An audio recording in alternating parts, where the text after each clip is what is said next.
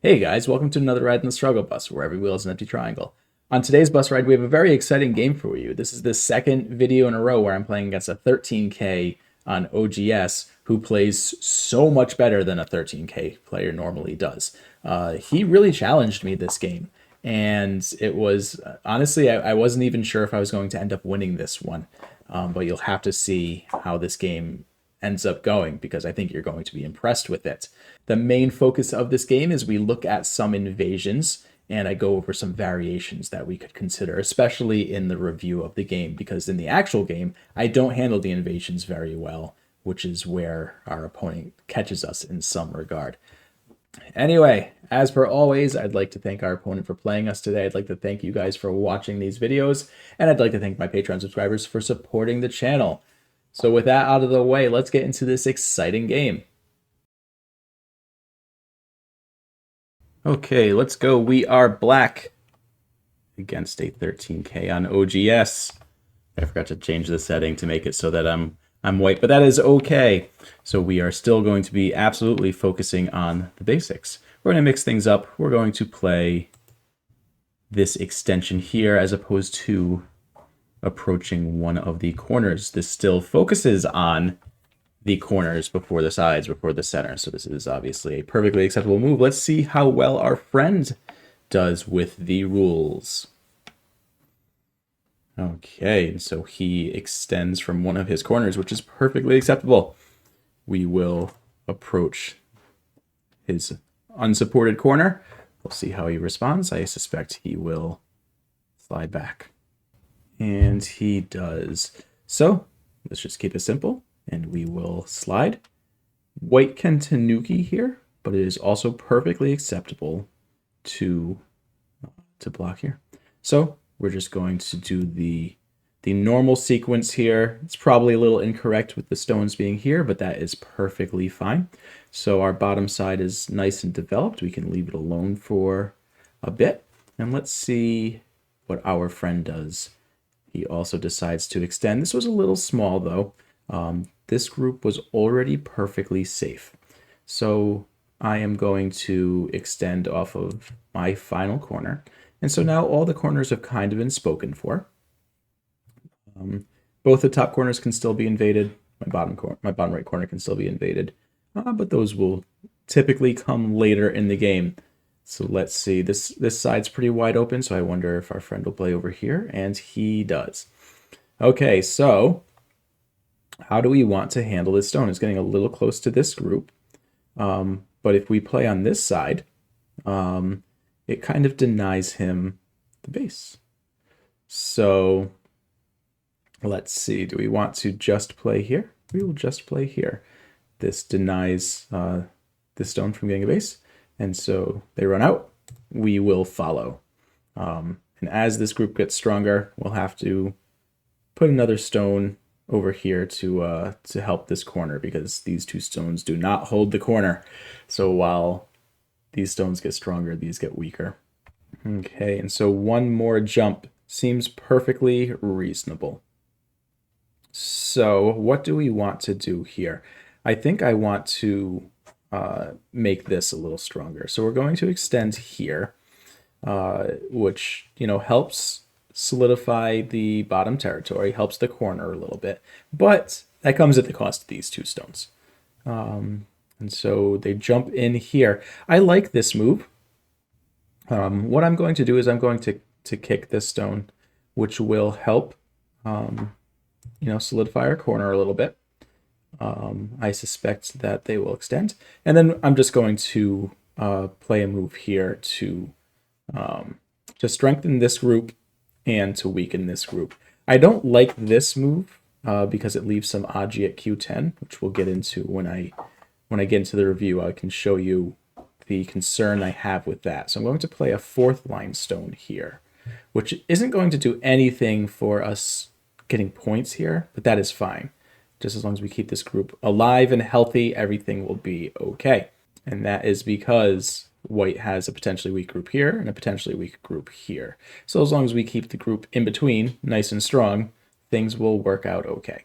Okay, so our friend plays a Tanuki, which I find pretty interesting because I do not think these two stones are quite healthy enough to support that Tanuki.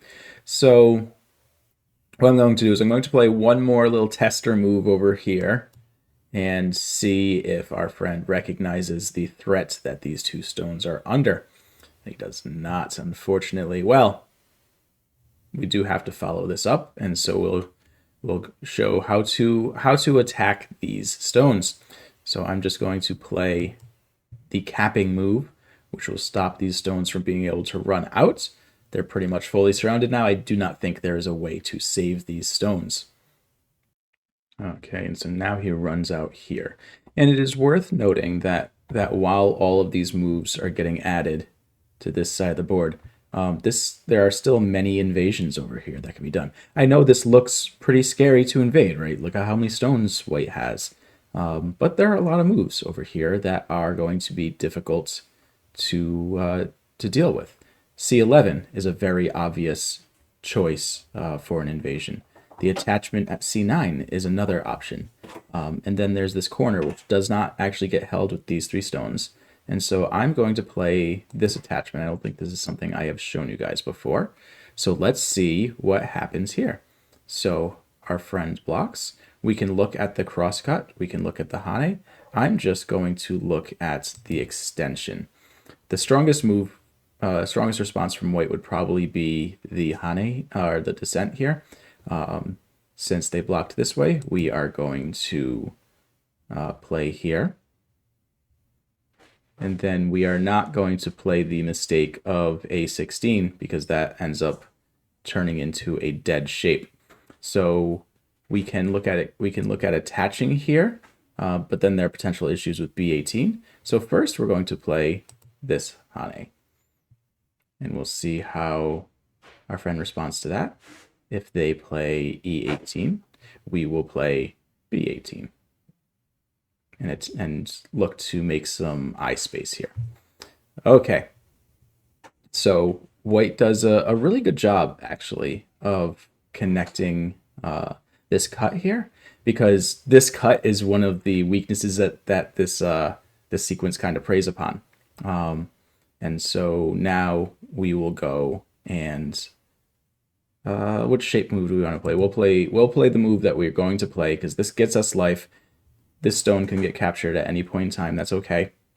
And then White Tanukis. What a great job White did right there, dealing with this. Just getting outside strength and then taking this extension to grow the potential here. A very sharp play by White. I'm very happy to see that.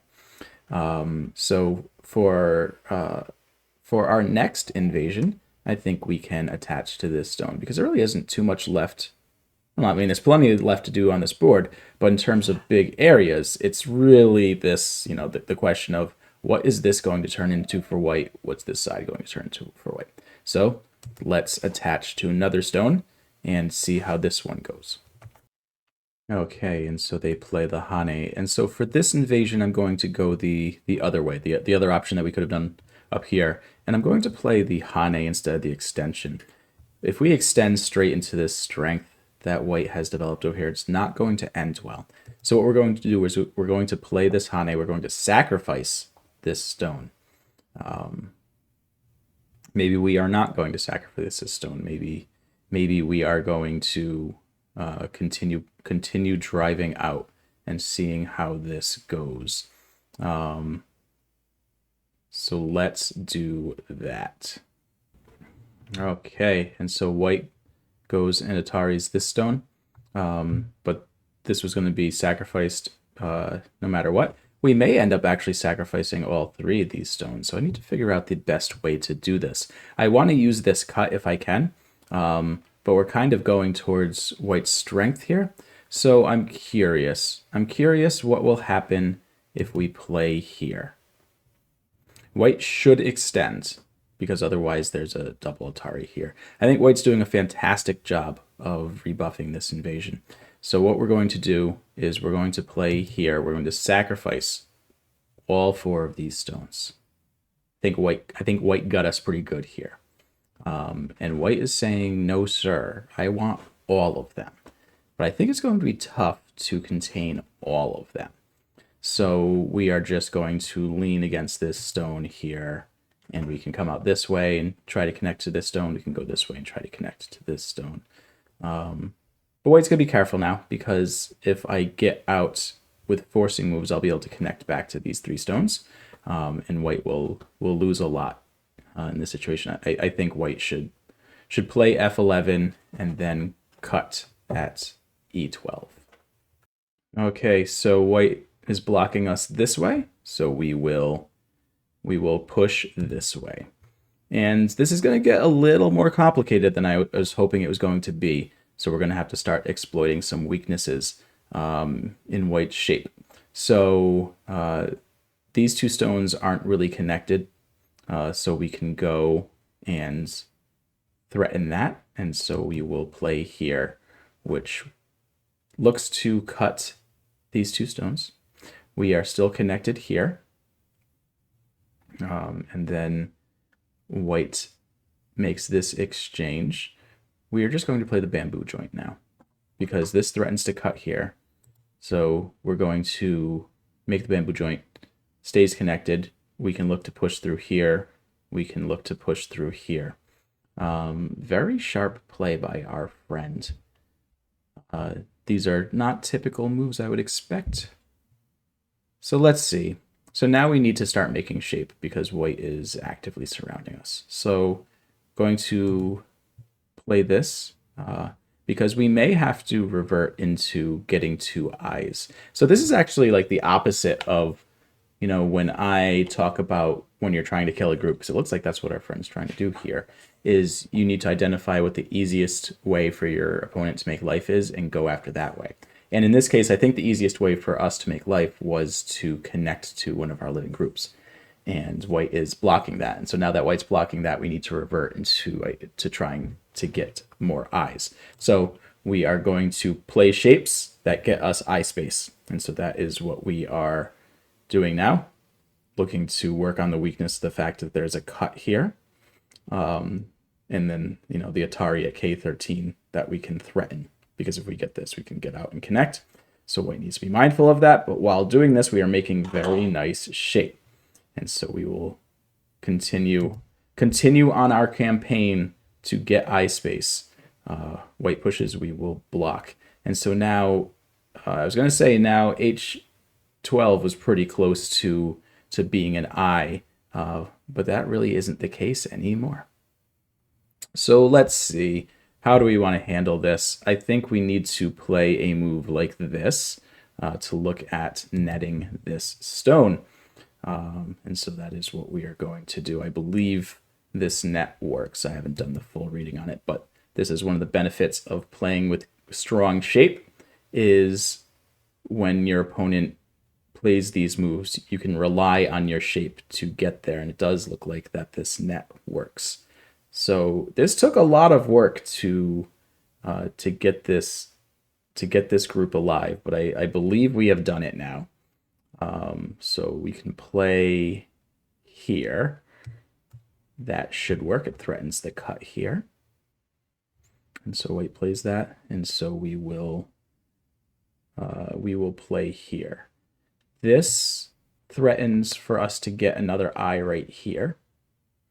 This is a false eye. This is not an eye yet. So we still only have 1 eye, but we've got quite a bit of room to make a second eye. So let's see. I'm certainly not interested in doing a ko here, so I am going to connect. Curious to see where our friend plays next. They're going to force us to capture. That is fine. And our opponent is playing exceptionally sharp moves here. Okay, we are going to allow this cut. We're going to play here because we are still not alive. And so we need to make sure that we get alive before anything else. We can certainly sacrifice these 2 stones. If I was willing to sacrifice these 4 stones to life, I'm certainly willing to sacrifice these 2 stones. Okay, and so White looks to block there. I think we can extend. This threatens the cut, because if we cut, he blocks, we get the Atari. Into the Atari, I can show that in the review as well. Or actually, I can just show it right here, because I doubt we'll get this far in the review. If white doesn't do anything, if white plays away, let's say white plays this, we get to push, and then Atari and Atari to capture this stone. But that is not where white played, obviously. White blocked here. So at this point, we can play right here, and I think this gets us a second eye now. Because if white plays here, we just block, and if white plays here, we Atari.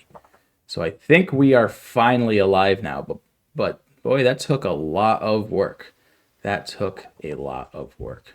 Okay, and a little unexpected, but our opponent did resign here. I was chatting with him for a little bit, talking about the game, and it looks like that. Yeah, once he was unable to kill the group, he saw the writing on the wall. But seriously, I was really impressed with his level of fighting here. This is the second game in a row where we play against a 13K who really shows that they, I think, are quite a bit stronger than 13K. But there are certainly some things to go over in this game. And since the game was a little shorter, maybe we can do a little bit of a longer review on it. So let's go hop into the review and see where things could have gone better for our friend. Okay, so here we are in the review, and it's worth noting before I went into the review, I always take a look at the AI graphs just to see, if there's anything I missed. It's worth pointing out that up until move 63, which is pretty deep into my second invasion, the game is still dead even. It isn't until I get alive there that we're ahead, and we're still only ahead by about 15 points. So white did a really fantastic job of rebuffing my invasion there. So anyway, so let's take a look. So everything's fine at the beginning. All of this seems reasonable. This is the first move that's a little slow, and it's worth pointing out. I use that term a lot. It's funny because I just said that, hey, up until move 63, the game is perfectly even, and then I'm pointing out moves like this as saying mistake, and really, like, how much of a mistake can this be if the game is still even 50 moves from now? And I tend to bucket mistakes into three categories. There's small mistakes, there's proper mistakes, and then there's game-ending mistakes. And so the small mistakes are the ones that are going to be like 1 to 3 points, where like they're mistakes, but we're not going to lose games because of it, right? And then there are, proper mistakes that are probably like 5 to 6 point mistakes. And again, we're typically not going to lose games because of those, but you play 2 or 3 of those in a game, and all of a sudden that's an 18-point swing. And then there are the game-ending mistakes that don't necessarily end the game, but are big enough to end a game. And those are going to be ones that, that are like 12 or more points, right? That one mistake can be enough to derail you. So a move like this is really that first one. This is like, it's probably like a 3-point mistake. So it's worth pointing out, but we're not going to lose games because of these, but it's still important to point these out. So anyway, here, this side is probably one of the smaller sides on this board. And so if we're going to do anything on this side, I would expect to play on this side.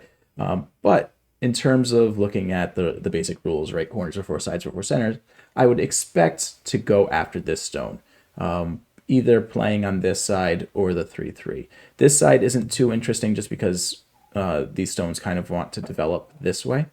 And so with 2 third-line stones, it's just a little flat. So if I'm playing, I'm either playing this or this, or potentially going after this corner, but there's so many stones down here that I would save this for later. So minor mistake here. So I go and take this corner, and white plays on the open side. And I think this is a good move, or, it's in the right location. In this situation, I would want to either play closer to this group or farther from this group. So the issue is there's still a lot of Aji here. A move like this is actually pretty annoying to deal with. A move like this is, basically any of the attachments get pretty tricky here. And so anytime there's a move over here, black can just defend and fix that. So either I want you to come up nice and close to this, or maybe a little farther away. So we could have looked at still approaching this, we could have looked at, the random side move, which I'm not usually not too much of a huge fan of, but in this case, I think it's okay. This is not a bad move. I'd say that this is a similar, probably a smaller mistake than d9. So I decide to pincer. He jumped, I jumped, he jumped. All seems reasonable. This is a pretty slow move for me. I wanted to see where he was going to play in this situation. Here, if this was a normal game of mine, I would probably not sacrifice the corner, but I'd be willing to damage this corner to go and play a nice extension here. But of course, doing this really does damage the corner because now something like this becomes much tougher to deal with when these 3 stones are here. So anyway, so we jump out and white jumps in. And I was really surprised to see that he would make this invasion and then not follow. If you're going to give up 2 stones, you need to just give up the 1, okay? Because it's much worse to give up these 2 stones because it's a larger commitment now, because now I'm getting free 2 moves against this group as opposed to 1 free move. And so that's really what this comes down to. It's not so much that it's, giving up 2 stones is so much bigger than 1. It's that you're giving me more free moves to capture that group. And so if we are playing these 2 moves, we are pretty obligated to continue this. And this would be the extension that I would expect. So this one I would probably call a proper mistake, right? Because we already have so many stones on this side of the board that we really don't need this right now. And I do think we want to do this. Another reason for this is it weakens these 3 stones and it also weakens the corner. R17 is still available to be played for white. And that's especially true if this group is strong on the outside. So not playing this is a big loss. We can play the 2-point extension because if black tries to cut here, white has this follow-up, which threatens to kill this stone. And so then black can do this, and white can play here. And black obviously can't take this cut because of the double Atari. And if black plays here and then tries to cut, this really isn't a fight that black is interested in getting in because black is too weak over here. We can play a forcing move like this. And then we can look at something like this. And it's going to be difficult to see how black's going to get out of this because the cut at P17 is really big and this group is really weak. And it's going to be a complicated fight, but this is not a fight that black is interested in getting in, which is why when white plays here, black cannot cut this. Where would I play as black here? That's a good question. I would do something for this group, because if this group gets surrounded, it's going to be in trouble. I might potentially actually descend here. I would probably play this, and then look at probably jumping out here. This is probably what I would do. I'd be more than willing to sacrifice this stone because this gives us the corner that still could have been invaded. So anyway, white plays here. I jump out, further threatening these 2 stones, kind of in a slow way. If this was a game of mine, I would probably cap here and ask white how he wants to proceed here, if he's going to try to save the stones. And at this point, again, since white's already played away, white probably needs to give these stones up, but I think it's just too big to give up. So we give him one more chance, and he plays another somewhat small move. And this is, I guess, the only actual criticism I have against this game is just kind of playing all these stones, all on the same side and not really being willing to invade too much.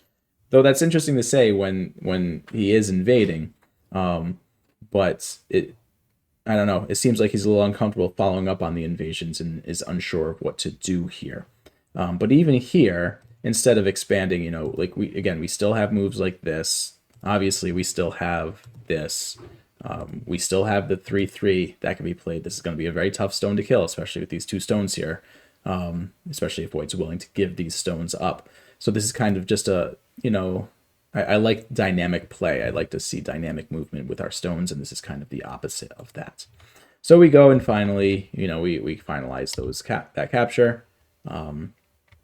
He jumps out here. Also a little slow. I feel like white probably could have gone a little faster here, But also, again, I think it's time to move on to this corner. Or ask for something really big and play something like K10 and say, "Hey, Black, what are you going to do about this monstrous Moyo that I've got on the board?" Right? This would have been a good option as well. This is just a little slow in that regard. Because even here, we probably have more points than white on the board. And we could probably just do simple reductions like this and be okay with it. All right, is still probably something that black can do. But I wanted to showcase some invasions because I know a lot of us look at a board like this and go, how can I ever invade something like that? So we invade like this. There's lots of options here. The easiest is probably this, but I think I've shown invasions like this enough times that I wanted to show something a little more complicated to show, that it's tough to stop stones like this. This I think is a slight mistake by me. I should probably just play the cross cut and see what we get out of it.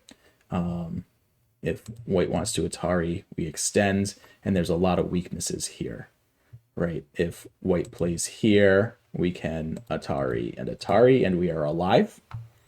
If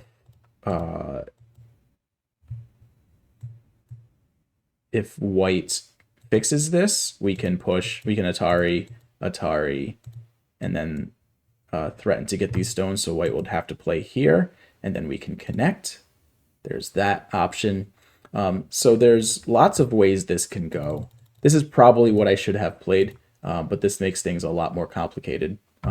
But this is, when we're doing an attachment like this is typically what we're aiming for, is be willing to sacrifice the first stone that you play in an invasion, if it means getting a living group. So that was a little cleaner. I think this opens me up to potentially dying if he played b15.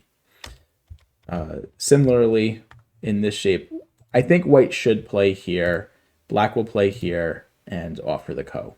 I think this is the best black's going to get out of this situation, but it's not too bad because there is this cut here, and now white's going to, I think, struggle to find a threat big enough to counteract this, which was why I thought it was actually really sharp that white just connected the weakness, forced me to live right now in Gote, and then it took a good move. Good big move. I think this sequence was fantastic by white. This, I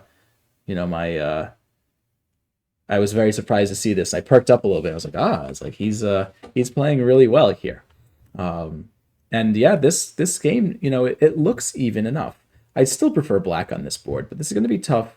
I think I misjudged how strong white was on the outside when I played here. This is another shortcoming of these games, right? Is sometimes, I assume I can get away with more than I would if I was playing opponents of my strength.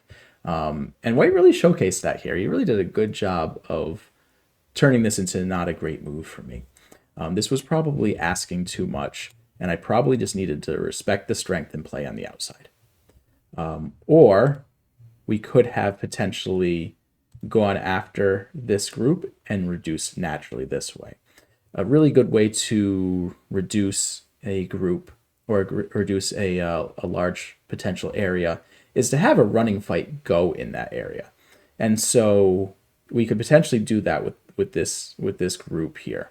White, we're certainly not going to kill this group, and we're not really going to be able to get a strong attack on it, but we do have to recognize that the group isn't alive yet. So maybe we could start with something like this and then play here, right? And white really doesn't have eye space, and so now white needs to run to connect up. And while white is running that way, we can also run that way and reduce this naturally. But I wanted to show more invasions. And so here we could have looked at this, but I don't think this would have been like too great for us. It's not bad. This is fine. This kind of sets up some strength to maybe go after these stones some more. But I wanted to play on this side because I honestly, because I thought I could get away with it. But white did a very good job of handling this. here I did consider just giving everything up to get this. You know, this isn't too much of a loss. This gets us some good strength. It reduces the potential. This would have been perfectly fine, but we played here instead. White extended and then played here. What a great move. What a great move. I think white could have tried something a little quicker, potentially the large knight's move or the two space, but this is a very strong move. It leaves much fewer weaknesses for us to deal with. And when we played here, and he played this, I was pretty surprised because it's a strong move. I knew when he played this that that this was going to be a pretty interesting fight. I was expecting this, and then maybe trying something like this.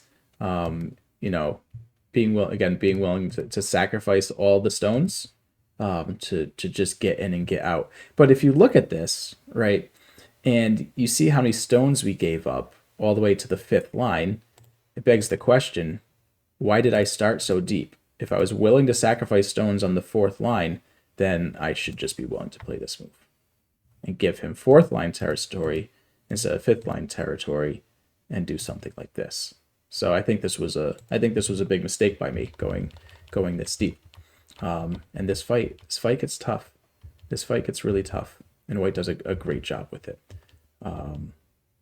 White is just doing a really good job at surrounding this group. The issue with this is this is the type of situation where white's looking to kill, and if your goal is to kill and you fail, the game ends immediately.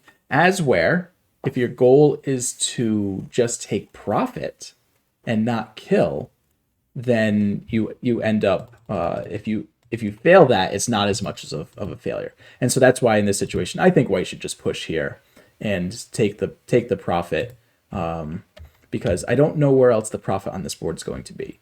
There's really no points to be had here. The big potential on this board before I invaded was here. What was this going to turn into? All right. So I think white needs to preserve that. I think that's where the profit from this attack is going to be. But when white plays this way, it looks like white is trying to kill. Here, I think this was potentially a little slack, because if white is the one attacking, I think white needs to attack. If black's going to take this, I think white is okay here. I think white is strong enough to endure this cut. And if that's the case, white wants to be a little more forceful, because playing this lets me take this move. As opposed to if white plays here, I have to slink away here. And then white can poke here. White can threaten to do all sorts of cuts. And now I've only got one eye. And it might be tough to find a second eye here. Honestly, it was tough to find a second eye as it was. And that was with me getting this move. Again, this is move 61. AI still says this game is still dead even right now, which is really wild to think about. Even here, AI says that the game is dead even. Likely because if this happens, these stones are probably dead, and I probably just live tiny. But once we played here, now we were up by 15 points. Because white has now missed the opportunity to either kill or cut this group. And when we play here, we're now connected back up to these 3 stones. These 3 stones are alive. That's probably where the 15 points was, right? It says that that black is up by 15 points. If white had just done this and we count, I'd be willing to bet that this is around 15 points. We've got 4 stones. There's 8, 9, 10, 11, 12, 13, 14, 15, 16. So about 18 points there. So there's probably the 15 points that AI saw, that acknowledged that there probably was no killing this group, but there was profit to be had. But once white missed it here, then we were up. But for 13K to make it to move 63, keeping the game dead even, that is very impressive. So I was really happy to see to see White play this well. So anyway, I hope you guys enjoyed this one. This was a pretty surprising game for me. I'm always really happy when I get surprised by these games. So anyway, thank you guys for coming out for another ride in the Struggle Bus where every wheel is an empty triangle. Have a good one, guys.